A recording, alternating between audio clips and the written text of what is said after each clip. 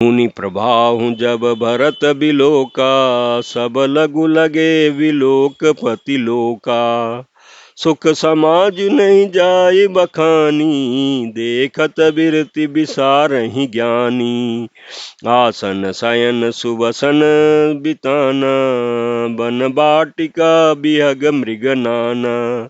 सुरभि फूल फल मिय समान, विमल जलाशय विविध विधाना।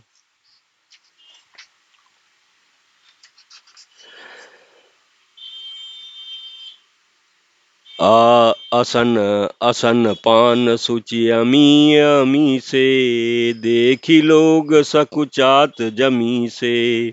सुर सुर भी सुर तर तरु सब ही के, लखी अभिलाषु सुरेश सची के।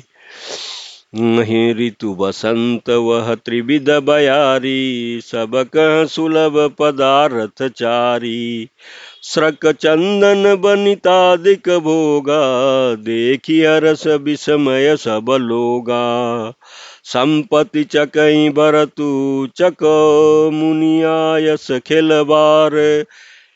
तेहि निशि आश्रम पिंजरा, राखे भाविनुसार। प्रमात सियावर रामचंद्र शंकर जी भजो।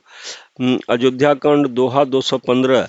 इस चौपाई के प्रसंग में तुलसीदास जी कहते हैं कि जब भरत जी ने मुनि के प्रभाव को देखा तो उसके सामने उन्हें इंद्र, वरुण, यम, कुबेर आदि सभी लोकपालों के लोग तुच्छ जान पड़े। सुख की सामग्री का वर्णन नहीं हो सकता, जिसे देखकर के ज्ञानी लोग भी वैराग्य भूल जाते हैं।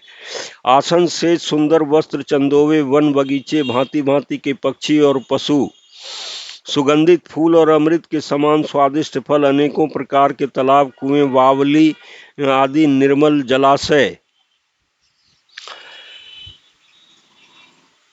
तथा अमृत के भी अमृत सरीखे पवित्र खान पान के पदार्थ थे, जिन्हें देख करके सब लोग संयमी पुरुषों, विरक्त मुनियों की भांति सकुचा रहे हैं। सभी के डेरों में मनोवांछित वस्तु देने वाले कामधेनु और कल्प वृक्ष हैं, जिसे देख करके देवराज इंद्र और इंद्राणी को भी अभिलाषा होती है कि उनका भी मन ललचा जाता है।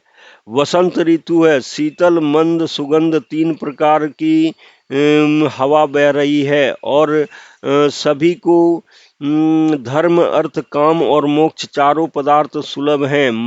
माला, चंदन, स्त्री आदि भोगों को देख करके सब लोग हर्ष और विषाद के वश हो रहे हैं। हर्ष तो भोग सामग्रियों को और मुनि के तप प्रभाव को देख करके होता है, और विषाद इस बात से होता है कि श्री राम जी के वियोग में नियम व्रत से रहने वाले हम लोग भोग विलास में क्यों आ फंसे। कहीं इनसे आसक्त होकर हमारा मन नियम व्रतों को न त्याग दे। संपत्ति भोग विलास की सामग्री चकवी है और भरत जी चकवा है, और मुनि की आज्ञा खेल है। जिसने उस रात को आश्रम रूपी पिंजड़े में दोनों को बंद कर रखा, और ऐसे ही सवेरा हो गया। जैसे किसी बहेलिए के द्वारा पिंजड़े में रखे जाने पर भी चकवे का रात को संयोग नहीं होता, वैसे ही भारद्वाज जी के आज्ञा से रात भर भोग सामग्रियों के साथ रहने पर भरत जी ने मन से ही उसका स्पर्श तक नहीं किया। मास प्रायन 19वां विश्राम। किन्न निमज्जनु तीरथ राजा, नाई मुनि सिरु सहित समाजा।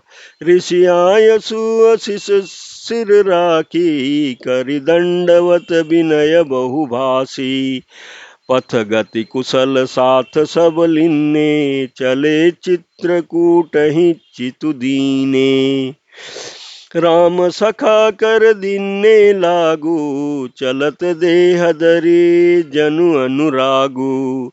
नहीं पद त्राण शीस नहीं छाया, पेमु नेमु व्रतु धर्म अमाया। लखन राम सिय पंथ कहानी, पूछत सकई कहत मृदुबानी। राम बास थल बिटप बिलोके, उर अनुराग रहत नहीं रोके। देखी दशासुर बरसहि फूला, भई मृदु मही मगु मंगल मूला। किए जाहि छाया जल दो, सुखद बसै बई बर बात। कम मगु भयउ न राम कह, जस भा भरत ही जात। प्रमात सियावर रामचंद्र शंकर जी भजो। अयोध्या कांड दोहा 216। इस चौपाई के प्रसंग में तुलसीदास जी कहते हैं कि प्रातःकाल भरत जी ने तीर्थराज में स्नान किया और समाज सहित मुनि को सिर नवाकर और ऋषियों की आज्ञा तथा आशीर्वाद को सिर चढ़ाकर दंडवत करके बहुत विनती की। तदंतर रास्ते की पहचान रखने वाले लोगों, कुशल पथ प्रदर्शकों के साथ सब लोगों के लिए हुए भरत जी चित्रकूट में चित्त लगाए चले। भरत जी राम सखा गु के हाथ में हाथ दिए हुए ऐसे जा रहे हैं मानो साक्षात प्रेम ही शरीर धारण किए हुए हों। न तो उनके पैरों में जूते हैं, न सिर पर छाया है। उनका प्रेम नियम व्रत और धर्म निष्कपट सच्चा है। वे सखा निषाद राज से लक्ष्मण जी, श्री रामचंद्र जी और सीता जी के रास्ते की बातें पूछते हैं और वह कोमल वाणी से कहता है। श्री रामचंद्र जी के ठहरने की जगहों और वृक्षों को देख करके उनके हृदय में प्रेम रोके नहीं रुकता।